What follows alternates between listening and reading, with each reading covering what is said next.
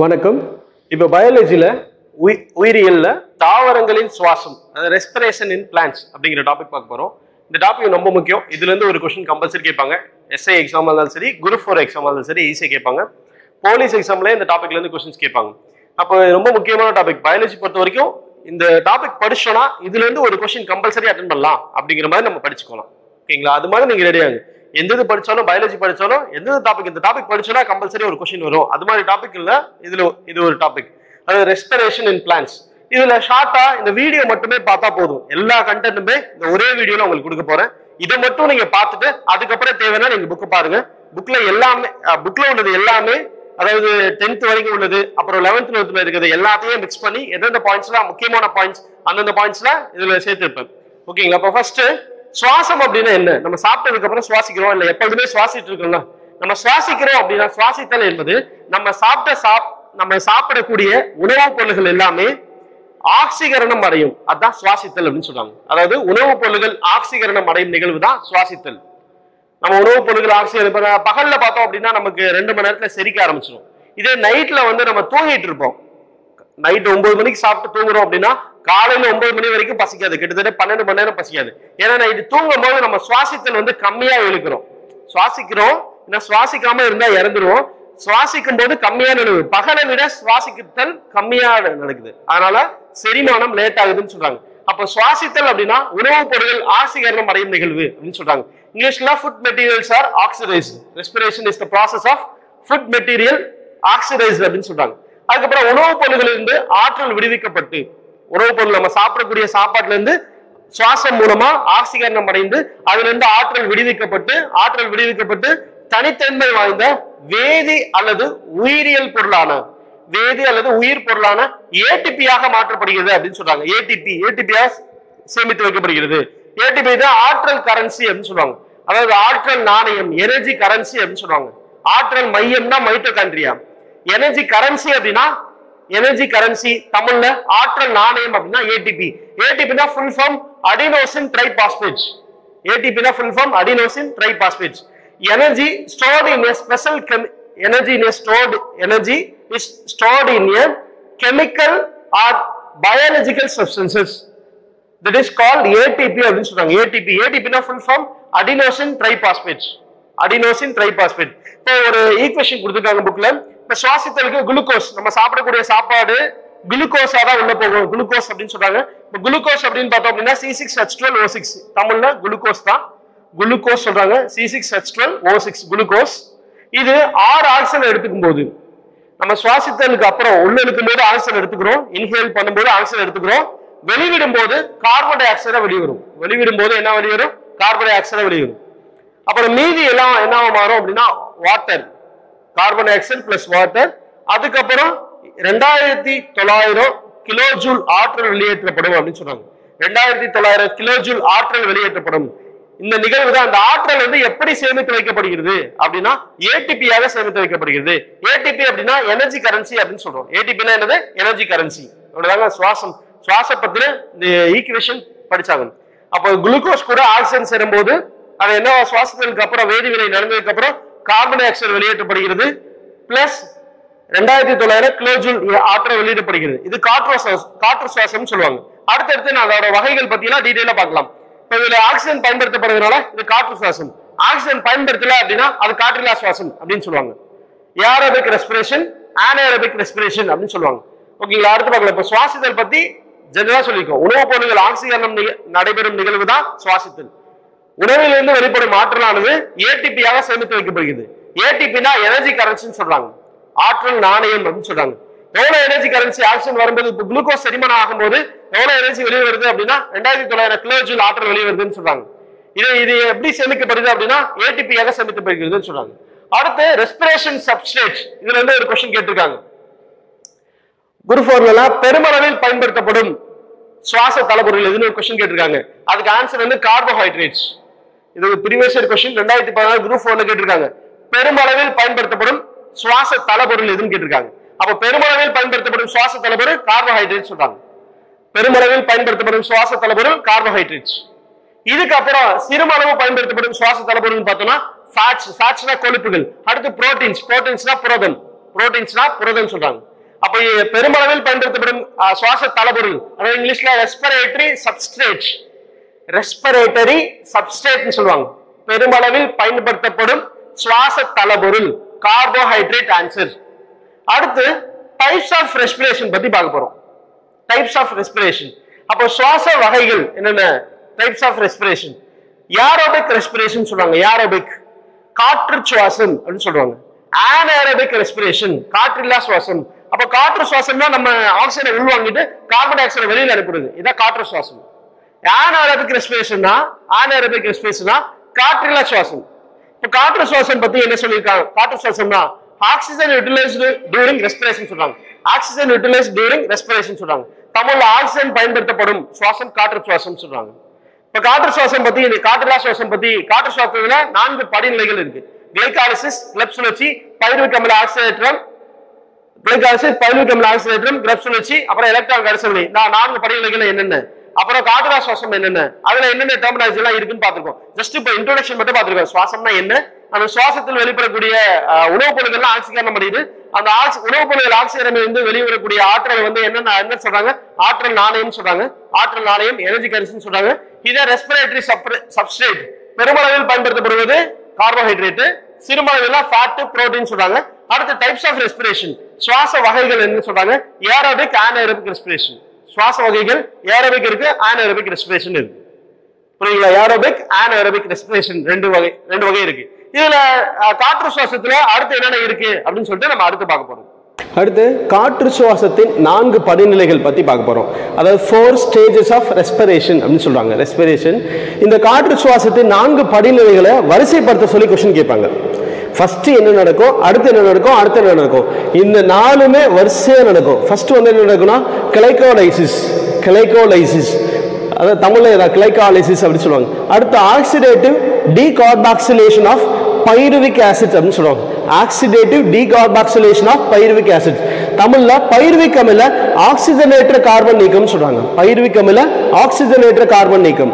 அடுத்து வந்து கிரப் சைக்கிள் அப்படின்னு சொல்றாங்க. கிரப் சுழற்சி, கிரப் சைக்கிள், கிரப் சுழற்சி அப்படின்னு சொல்றாங்க. அடுத்து எலக்ட்ரான் டிரான்ஸ்போர்ட் செயின், எலக்ட்ரான் கடத்து சங்கிலி. இந்த 4 வரிசையா இருக்கும்.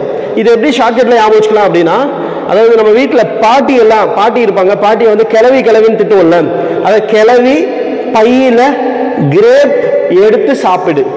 அப்ப கிளவி அப்படின்னா கிளைகாலிசிஸ், பையில அப்படின்னா பைருவிக் அமில ஆக்சிஜனேற்ற கார்பன் நீக்கம், கிரேப் அப்படின்னா கிரப் சுழற்சி அப்படின்னு சொல்றாங்க.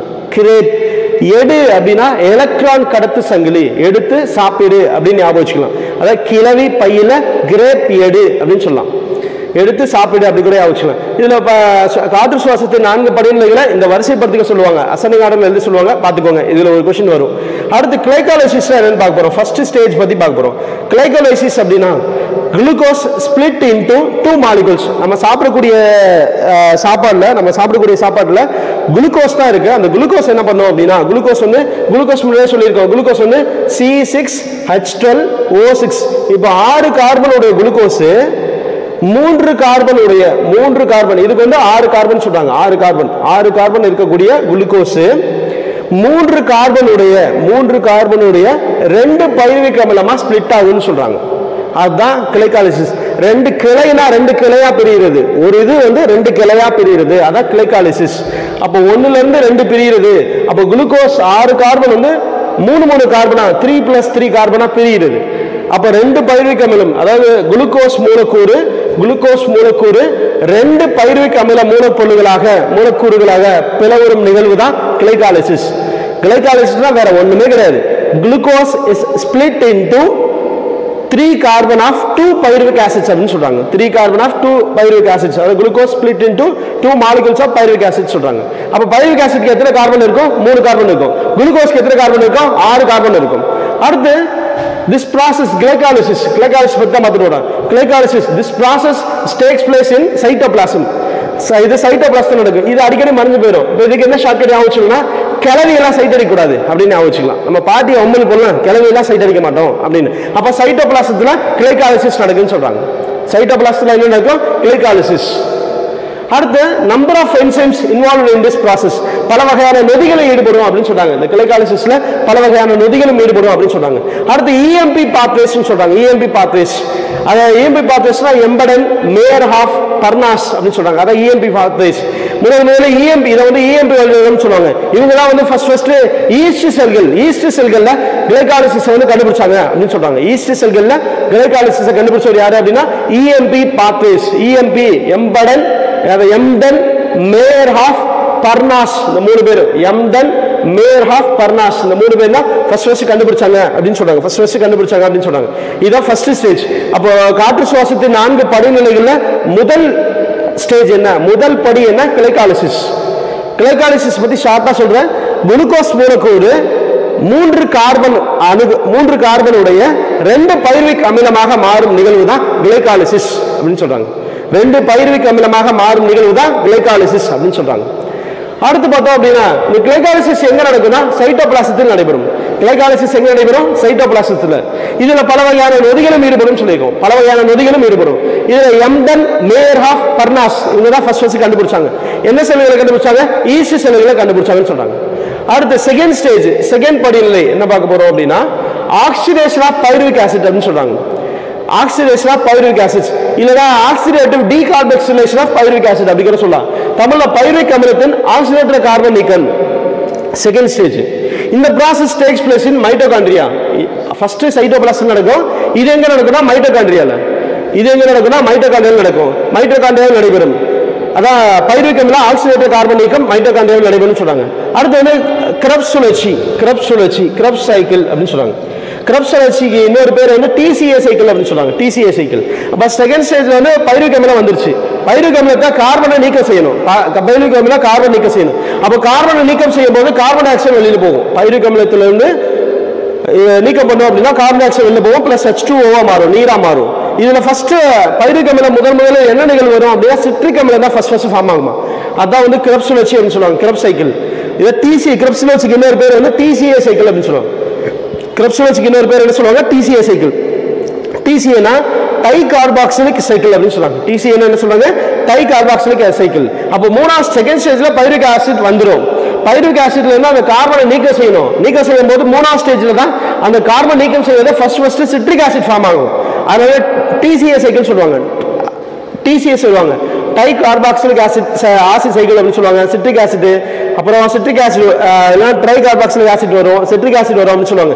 அப்போ பைருவிக் அமில ஆக்சிடேட்டர் கார்பன் நீக்கத்துக்கு அப்புறம் கிரெப்ஸ் வச்சு என்ன பண்றோம்னா பைருவிக் அமிலத்துல இருந்து கார்பன் நீக்கம் ஃபுல்லா பண்ணதுக்கு அப்புறம் அது சிட்ரிக் அமிலம் முதல் பொருள் வரும், இல்ல ட்ரை கார்பாக்சிலிக் ஆசிட் வரும். அதனால டிசிஏ சைக்கிள் சொல்றாங்க. இதான் கிரெப்ஸ் வச்சு பத்தி. இது மட்டும் தெரிஞ்சா போதும் கிரெப்ஸ் வச்சுக்கு, வேற எதுவும் இல்லை. அப்ப கிளைகாலிசிஸ் எங்க நடக்கும்னு கேட்டா சைட்டோபிளாசம். அதுக்கு ஷார்ட்கட் வந்து கிளவியெல்லாம் சைட் எடுக்கக்கூடாது.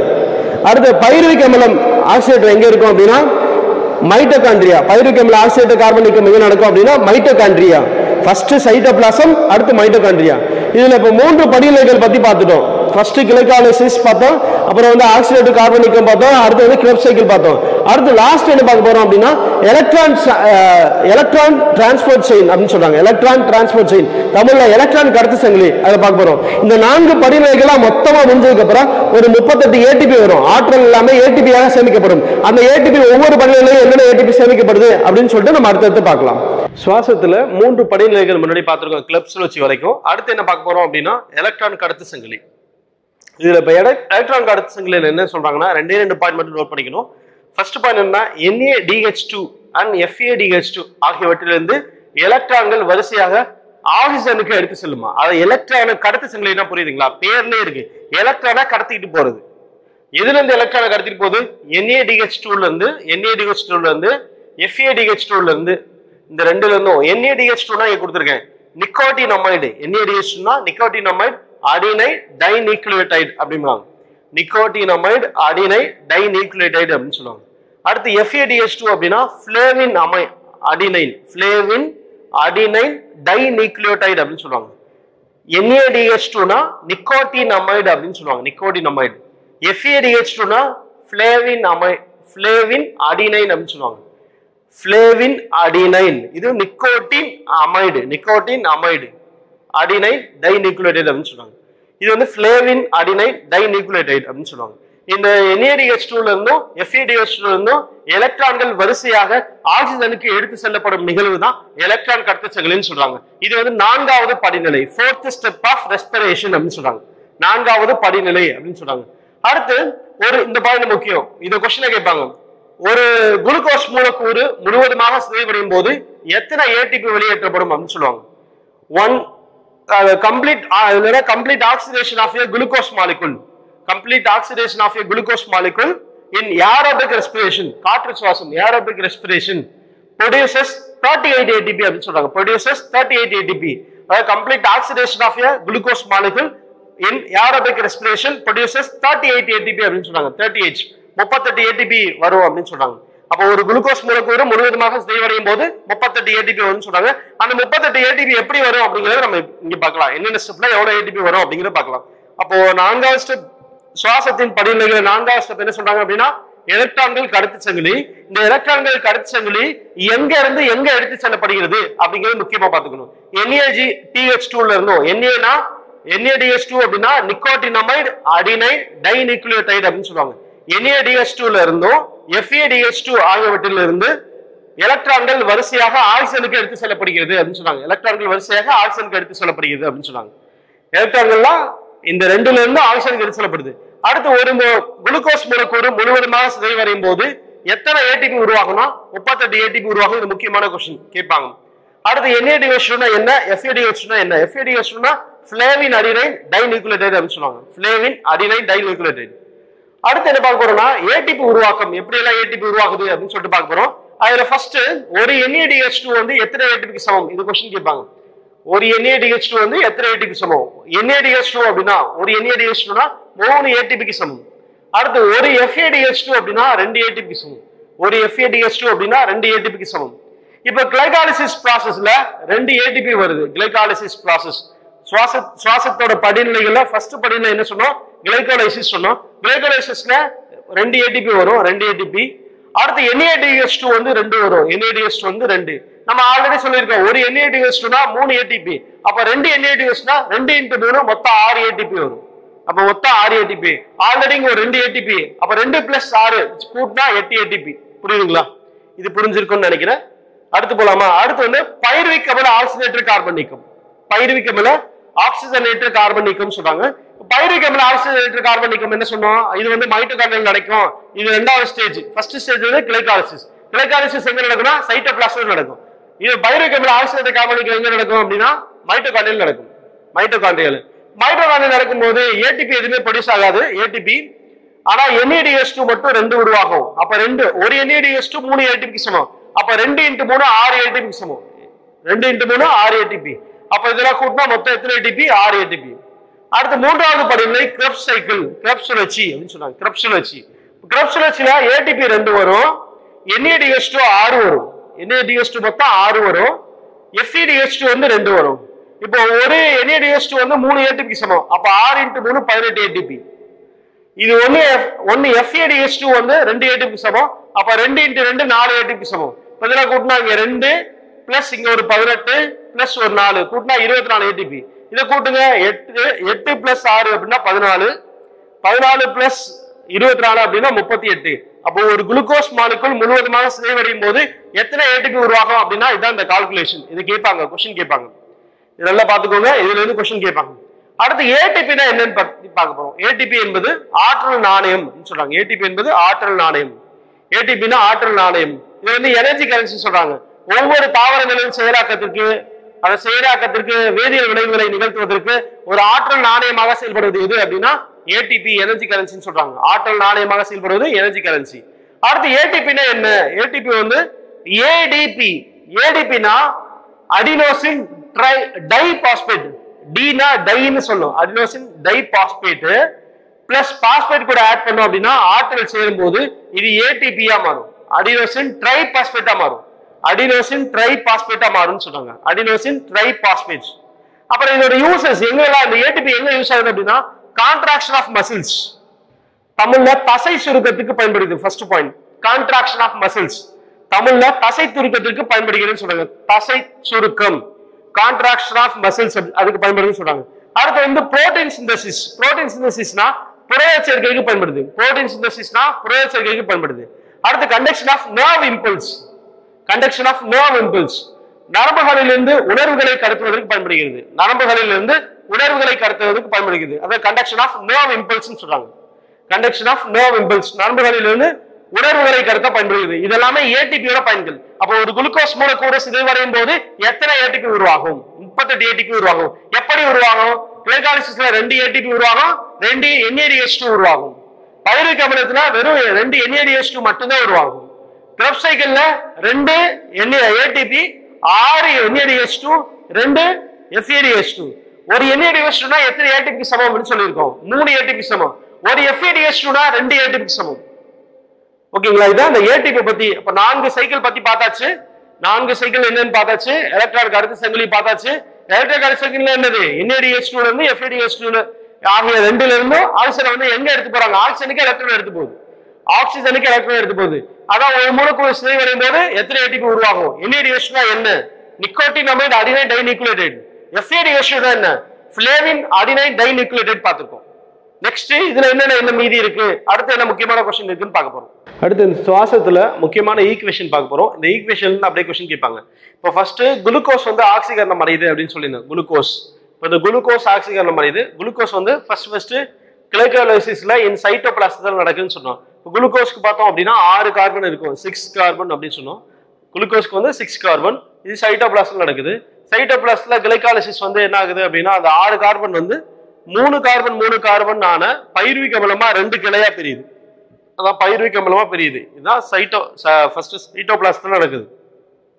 அதுக்கப்புறம் மைட்டோகாண்ட்ரியால இந்த ஆப்சன்ஸ் ஆஃப் ஆக்சிஜன், ஆக்சிஜன் அல்லாத ஆக்சிஜன் இல்லா சூழல் அப்படின்னு சொல்லுவாங்க. ஆப்சன்ஸ் ஆஃப் ஆக்சிஜன் ஆக்சிஜனே இல்ல. அதுல என்ன அது எங்க நடக்கும்? ஆக்சிஜன் அல்லாத சூழல்ல 2 வகை இருக்கு. ஒன்னு வந்து ஈஸ்ட்ல நடக்கும், இன்னொன்னு தசை செல்கள் நடக்கும், மசில்ஸ்ல நடக்கும். ஈஸ்ட் செல்கள் என்ன ஆகும் அப்படின்னா எத்தனால் உருவாகும் சொல்லுவாங்க. 2 கார்பன் உள்ள ethanol. Ethanol formula CH3 CH2OH தான் எத்தனால். 2 கார்பன் இருந்தா எத்தனால் சொல்லுவாங்க. 2 கார்பனுடைய எத்தனால் ஃபார்ம் ஆகும். ஈஸ்ட் செல்கள்ல ethanol plus carbon dioxide மேல போகும் பிளஸ் எனர்ஜி. அப்ப காற்று இல்லா சூழல்ல கிடைக்கக்கூடிய ஆற்றல் வந்து வெறும் 50 கிலோ ஜூல் தான். காற்று இல்லா சூழலில் கிடைக்கக்கூடிய ஆற்றல் வந்து வெறும் 50 கிலோ ஜூல் சொல்றாங்க. அடுத்து லேக் ஆஃப் ஆக்சிஜன் இது இன்னொன்னு சொல்லுவாங்க. இந்த ஈக்குவேஷன் புக்ல இருக்கு. Lack of oxygen. Lack of ஆக்சிஜன்னா தமிழ்ல ஆக்சிஜன் அற்ற சூழல் அப்படின்னு சொல்லுவாங்க. தமிழ்ல ஆக்சிஜன் அற்ற சூழல். ஆக்சிஜன் அற்ற சூழல் எங்க இருக்கும் அப்படின்னா தசை செல்கள் நடக்கும். ஆக்சிஜன் அற்ற சூழல் அப்படின்னா தசை செல்கள். ஆக்சிஜன் அற்ற சூழல் எங்க நடக்கும் அப்படின்னா ஃபர்ஸ்ட் ஆக்சிஜன் இல்லா சூழல் அப்படின்னா ஈஸ்ட் செல்ல ஒன்று நடக்கும், தசை செல்கள்.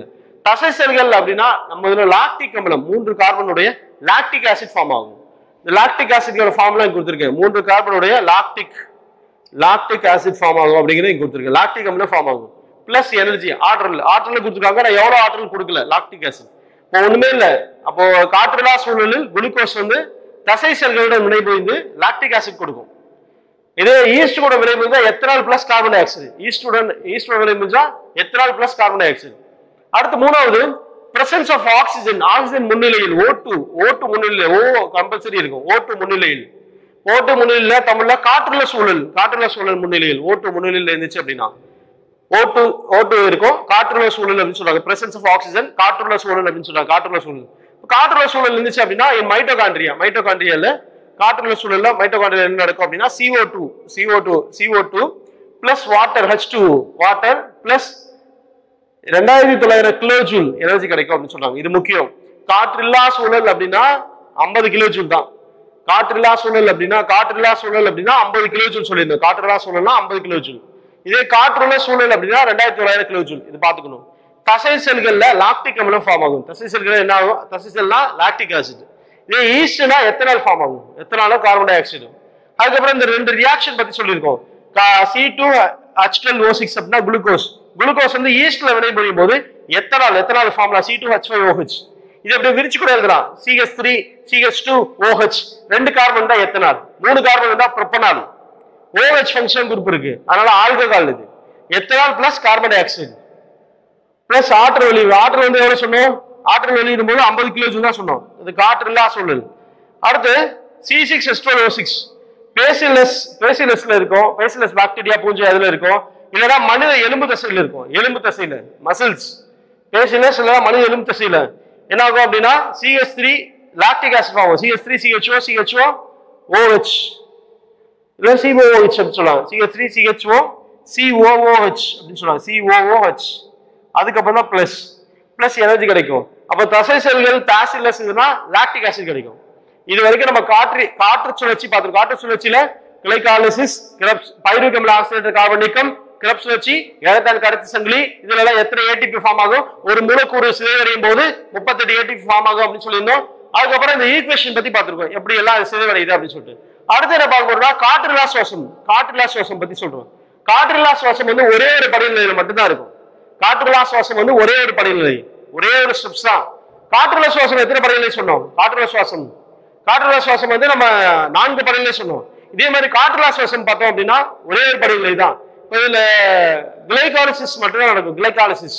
அப்ப இது வந்து காற்று சுவாசம், காற்றில்லா சுவாசம் ரெண்டிலும் நடக்கும். காற்று சுவாசம், காற்றில்லா சுவாசம் ஆகிய ரெண்டிலும் போத்துலயே ஆக்கர் ஆகுறது கிளைகாலிசிஸ் அப்படின்னு சொல்றாங்க. அடுத்து இதோட கிளைகாலிசிஸ் முடிவில் எத்தனை ஏடிபி ஃபார்ம் ஆகும் அப்படின்னா 2 ஏடிபி ஃபார்ம் ஆகும். கிளைகாலிசிஸ் முடிவில் எத்தனை ஏடிபி ஃபார்ம் ஆகும் அப்படின்னா 2 ஏடிபி ஃபார்ம் ஆகும்னு சொல்றாங்க. கிளைகாலிசிஸ் முடிவில் 2 ஏடிபி ஃபார்ம் ஆகும். கிளைகாலிசிஸ் முடிவில் 2 ஏடிபி. காற்றில்லா சூழல் ஏரோபிக் ரெஸ்பிரேஷன் சொல்றாங்க. அப்புறம் கிளைகாலிசிஸ் வந்து காற்றுள்ள சூழலிலும் இருக்கும், காற்றில்லா சூழலிலும் இருக்கும். இதுதான் காற்றில்லா சுவாசம். காற்றில்லா சுவாசம்னா இந்த ஆப்ஷன்ஸ் ஆஃப் ஏர். இதை மட்டும் பார்த்தாலே இந்த 4 படிநிலைகள், ஏடிபி, ஆற்றல் நாணயம், NADH என்ன, FADH என்ன, இதை மட்டும் பார்த்தாலே போதும். டெப்தாலாம் படிக்க தேவையில்ல. இதுதான் பேசிக்கா கொஸ்டின் கேட்பாங்க. தாவரவியல்ல சுவாசம் அப்படிங்கிற டாபிக், தாவரங்களின் சுவாசம் அப்படிங்கிற டாபிக் நம்ம பார்த்திருக்கோம். தாவரவியல சுவாசம், பயாலஜி பொறுத்த வரைக்கும் சுவாசம் ரொம்ப முக்கியம். 4 படிநிலைகள் என்னென்ன? கிளைகாலிசிஸ், பைருவிக் அமில ஆக்சிடேட்டட் கார்பன் நீக்கம், கிரப்ஸ் சுழற்சி, எலக்ட்ரான் கடத்து சங்கிலி, இந்த பேசிக்ஸ் மட்டும் பார்த்திருக்கோம். தேங்க்யூ.